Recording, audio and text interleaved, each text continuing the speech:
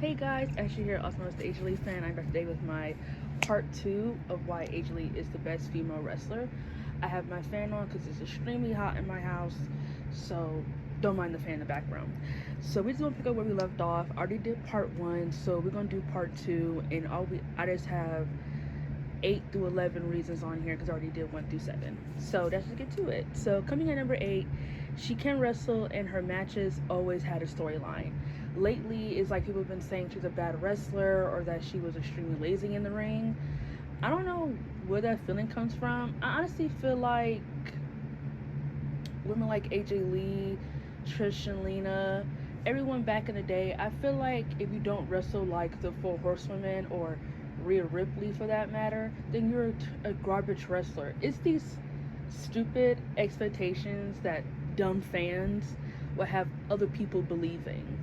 AJ Lee didn't need to do whatever Rhea Ripley does in the ring. That's boring. Probably a whole bunch of kicks. Probably a whole bunch of whatever the fuck Rhea Ripley's moveset is. She's one of the most boring female wrestlers of all freaking time. What? AJ Lee had a great moveset. It don't make sense for her to pick up somebody and slam them down. She's tiny. She can be she was dominant, yes, but she wasn't like a powerhouse. It wouldn't make sense for her to be a powerhouse, her moveset to be a powerhouse because she's extremely tiny. That's not really believable if you catch my drift. It makes sense for AJ Lee to have the high flying moves, the gymnastic stuff. It makes sense for her to have that. Like, and all her moves weren't just kicks. It weren't just kicks. When she, if you I feel like I'm about to do a hiccup, so you guys keep hearing me like, just because I feel like I'm about to do a hiccup. But anyway, she knew how to wrestle differently from her babyface persona than from her heel persona. When you watch her heel persona, she has a lot of thresholds, and a lot of people don't like that. I think that's what kind of like why Randy Orton always gets crucified in the ring. Oh, he's so boring. He does too many fucking rest holds and all that. And it's like that's the whole point. You're supposed to take the crowd out of the match, and the babyface is supposed to get the crowd back into the match. People just don't understand that art of wrestling. People just are just so dumb. I can understand if it's excessive, but you have to understand that's the point of the heel character, is to talk trash to the crowd, to talk trash to the opponent, to kind of like take control of the match, and then the babyface gets the crowd back in. It's all about being invested in the match. And AJ Lee knew how to do all of that. She knew how to make fans feel invested. And like I said, she didn't need to have a 23 long, boring match like Sasha and Charlotte every fucking week on Raw like they did in 2016. With no storyline, no real reason to be invested in it. AJ Lee can have a 10-minute match and you can understand what the storyline was in all of her feuds. Every feud that she had from 2013, from when she left, there was always a storyline there. Always a storyline. There was always back and forth mic stuff going on, commentary, playing up to the rivalry, playing up to the feud, what we're going to be seeing. Period. That's all that people just don't seem to click. What's not clicking? What's not clicking? People just don't seem to understand that art of wrestling. Is that it's not about how long the match is. It's about getting people invested in the match. What the fuck is the storyline? Why should I care about character 1 versus character B if there's nothing to get invested with character 1 and character B? Like, or you could take someone who isn't as interesting like a Finn Balor. He can have a match with someone like Roman Reigns and we would be invested in it because Roman Reigns is a great storyteller and he'll help Finn Balor become, I'm going to say, a little bit more interesting because Finn Balor is one of the most boring wrestlers ever in the world. But you catch my drift. They can try to at least make him interesting.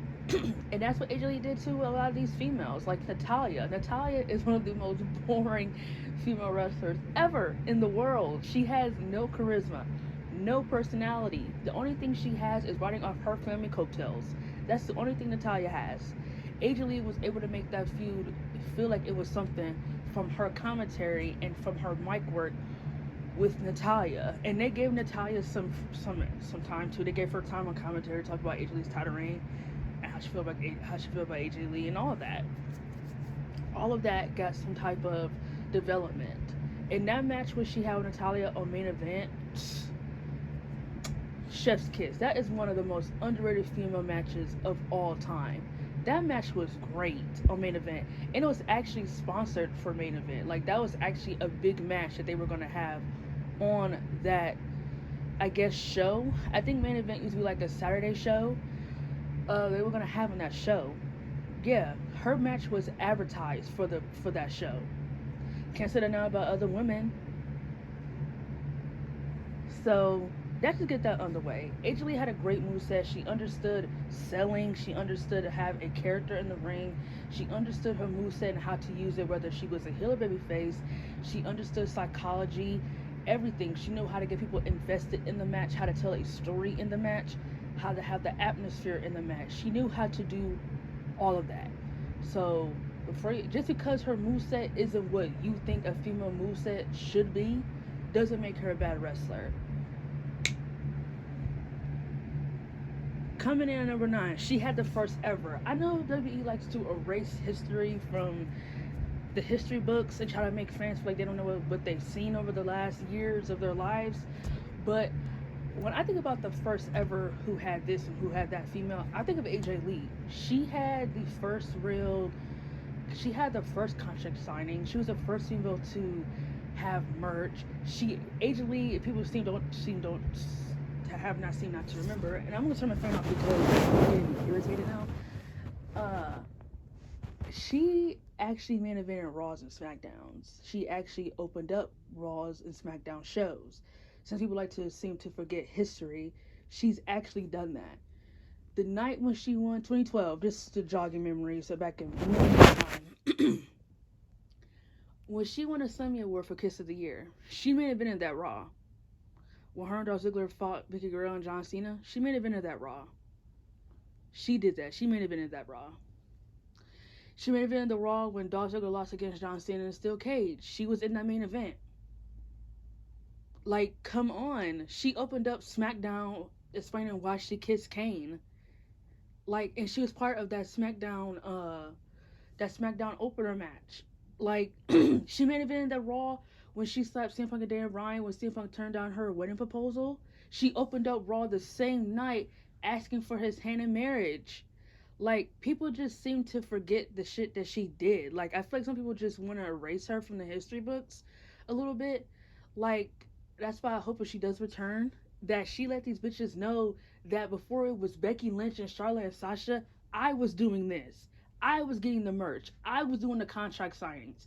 I was having the first ever this and that. Not you. She was main eventing. Like, what? She was a general manager, and not many females become general manager. The only ones I could think of was probably her and Stephanie. Like, who else was a female general manager? Like, just her and Stephanie. Oh, Vicky Guerrero. Her, Stephanie, Vicky Guerrero, they're the only female managers that I know. Like, Raw general managers, like Raw and SmackDown general managers is what I mean. It's just them. I don't know anybody else who did that. Like, how many female divas can say that they were put in a position to run the show? Like, oh, she was part of the Raw 1000 episode with her and Dan Bryan's wedding. Like, that was a big deal. It was advertised for the show. Like, that's what I'm talking about. People just don't seem to understand this.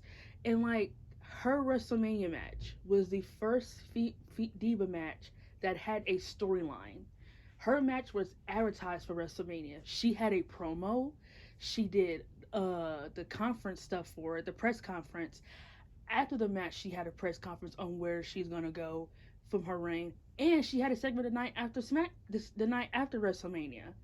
Like, a lot of people just say that she just had more screen time than the Divas. That's all it was. No, AJ Lee was showing them what female wrestling can be. If you give females a chance to have a personality, to have charisma, to tell storylines, to show you what they can do in the ring when it comes to storytelling and getting fans invested. You can have a character. She was showing them what female wrestling can be. And all I feel like the women's evolution has been is just matches. Like, it hasn't really been about character work or personality or anything. The only person I can think who has anything remotely to a personality is Alexa Bliss, but she's not on TV because she just had a baby. She was the only one that I liked when AJ Lee left. The only one, only one.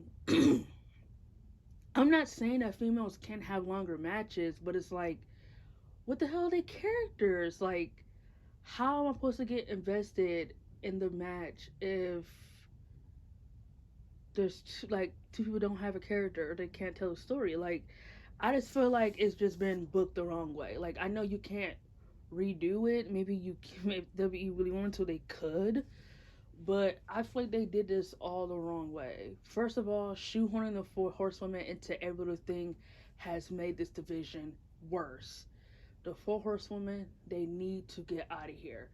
I am so happy. Just a little side note. Listen, I don't pray on anyone having an injury, but Charlotte being on TV for 9 months is the best thing. She just came back, won a title, and like, I'm just so tired of Charlotte. I'm so tired of Charlotte just winning titles just to drop them. It's dumb. She needs to stay on TV for a while. Please, please stay on TV for a while. Please. I don't care for Bayley. Bayley is probably the one who gets on my nerves the least because no, WWE don't care about Bayley. They make her like a joke. She's like the female Chris Jericho. Like, literally, they put her in positions to look dumb. And it's like, it's funny, yeah, but it's like, I'm glad that she has the balls to do it, to make herself look like a joke. But like, she's supposed to be someone who help evolution its business and everything like that. And like, she hasn't. She's looked like a joke. She runs one of the most stupid fractions, damage control. Like, don't even get me started on Bayley. Sasha, I cannot stand that egotistical bitch. I can't stand a narcissistic whore. I do not like Sasha Banks. I do not care if any of her fans hear this. I've already made like 2 videos about her already. I do not like Sasha Banks at all. She's egotistical. She has an ego. She's a narcissist. Only thing she cares about is herself. She cries all the time as if WWE didn't give her anything on a silver freaking platter. And they did. She's a crybaby.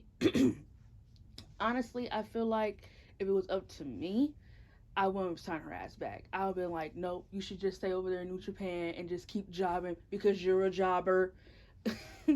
And Becky Lynch, I don't like her either. She's just so boring. They're all boring. That's the problem. They're all boring. They all have no real character layers to them. And unlike them, AJ Lee actually has that. She actually has character layers. She's not a jobber like them. Like I said, her matches always had storylines, but before I got off track with the Four Horsewomen, I was talking about her WrestleMania and stuff. She's the only female to be unbeatable at WrestleMania twice. Her WrestleMania 30 match and her WrestleMania 31 match both had storylines going into them. If she didn't return, they would have had no plans for the Bella Twins or Paige being on the show. And that is the truth. There was no, like, it didn't seem like they had anything planned for the Bella Twins or Paige going into WrestleMania until AJ Lee returned. So, coming in number 10, her championship reign did more for the division, and she still has the best reign. Her championship reign in 2013 to like 2014 is easily the best Divas championship reign of all time. Fuck all the other reigns. Her reign is the best. She, like, I kind of already explained why her reign was kind of already good in these other reasons, but if you want to hear it, the storyline of her getting the reign, like I just said, like, it didn't seem like it was just a random win or like a random match. Her and Caitlyn actually had a great feud, and I actually enjoyed all their matches. I enjoyed all the matches from Payback to their last match was on a SmackDown of 2013. I actually loved that. I loved all the matches that her and Caitlyn had. Every single time her and Caitlyn were in a ring, there was always segments or things leading up to their matches, and it was good. They had great chemistry, and I loved everything she did with the Total Divas, the pipe bomb that she did on those hoes. Great, great stuff. And her just continually showing why none of them were on her level and why none of them will ever will be. She is just showing them what it was all about. All of her matches, like I said, from when her reign started to when it ended, all of her matches had a storyline going into them. And like, she was just really good. Like, AJ Lee was a draw. Like, that should say that. Just a little bit of side note. She was a draw on YouTube. People were always invested in what she was doing. She was always part of everything that the wrestlers were doing. And if you think about it, she was never part of the stupid shit on TV, like musical chairs or anything like that, or Jingle Bell Rock matches. She was never part of that stupid stuff because,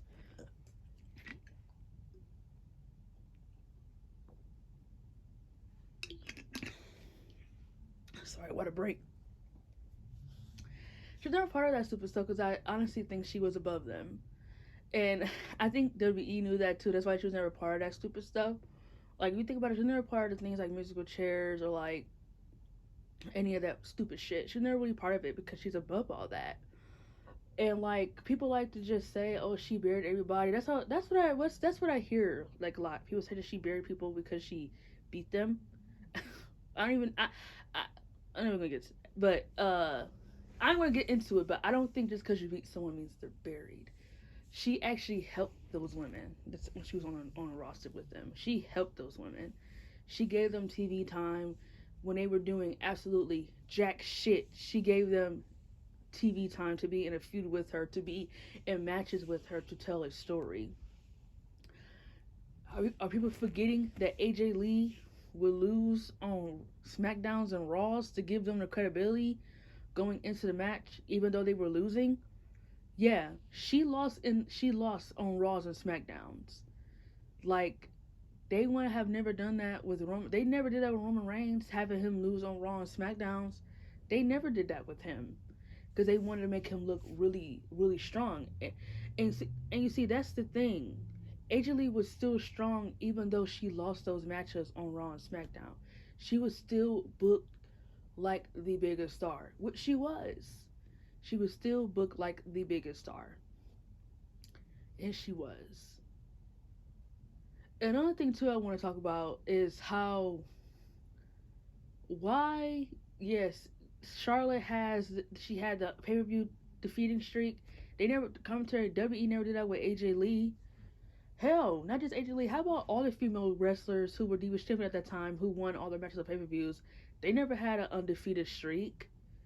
That's what I'm talking about. Like, the Four Horsewomen, their pushes have just been so fucking extreme and forced. No other female wrestler was allowed to have that.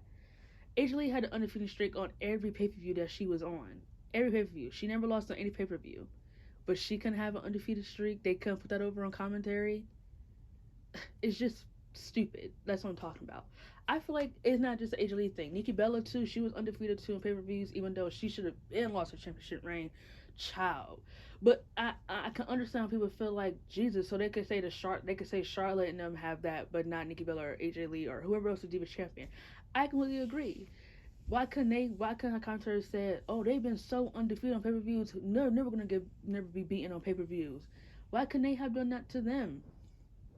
It's just dumb. It just shows you the nepotism.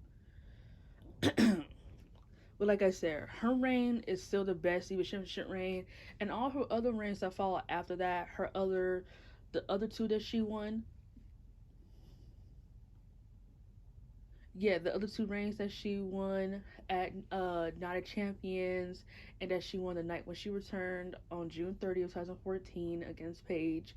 Those two reigns too are very special. Like I said, AJ Lee is the only diva to win the title 3 times. I wish she would have won it four for another 4 time, but it is what it is.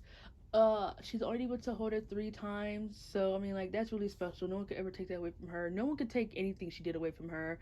Like I said, I might not like the Four Horsewomen, but I can't take away the things that they done. But that doesn't mean I don't have to. That doesn't mean I don't like.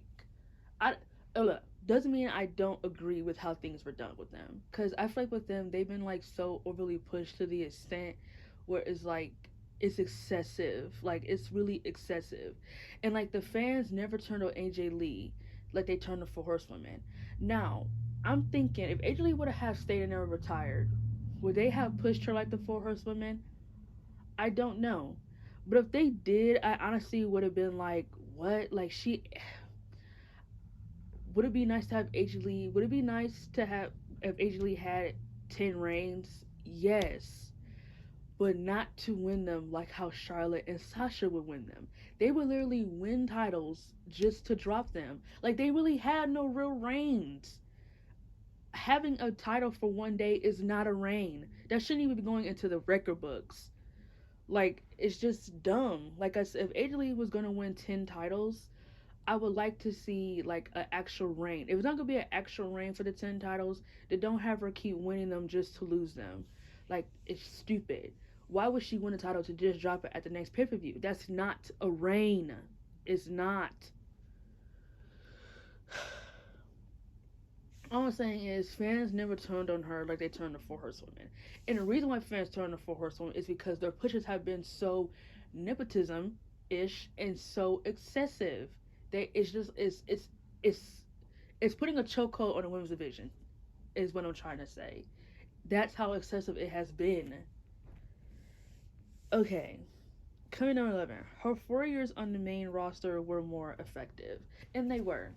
You could take Becky Lynch's 10 years, Sasha Banks' years, Charlotte's and Bayley's years, and shove them all right up your asses because AJ Lee's 4 years on the roster were way more effective. She's done more exciting things, she did more interesting things, and she had more moments I can think of.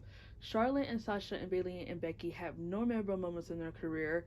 They're all boring, they're all plain as white bread with no peanut butter or no jelly on top of the bread. AJ Lee was everything. She was a peanut butter jelly sandwich, she was a ham sandwich, turkey sandwich, a cold cut. She had everything in between. She had all the ingredients to make something interesting, unlike the Four Horsewomen. And like I said, her 4 years on the roster would still be more effective than how about not just the Four Horsewomen, but any other female wrestler that has came up after she left. Her 4 years will always be more effective than anybody. So those are my reasons to why AJ Lee is the best female wrestler of all time. This is part two. I fucking love AJ Lee. I do not care what anyone says. And you guys can say that she's overrated, she's this, she's that, tit for motherfucking tat. I don't care. AJ Lee is the best female wrestler of all fucking time. People still talk about her to this day, how much they want her to return. There's dream matches for her. No one has ever said anything like this about the Bella Twins or for Paige for that matter. Female wrestlers who have left, like no one's ever talking about a dream match they want to see Kelly Kelly have or Michelle McCool. I'm not saying that makes AJ Lee better than them.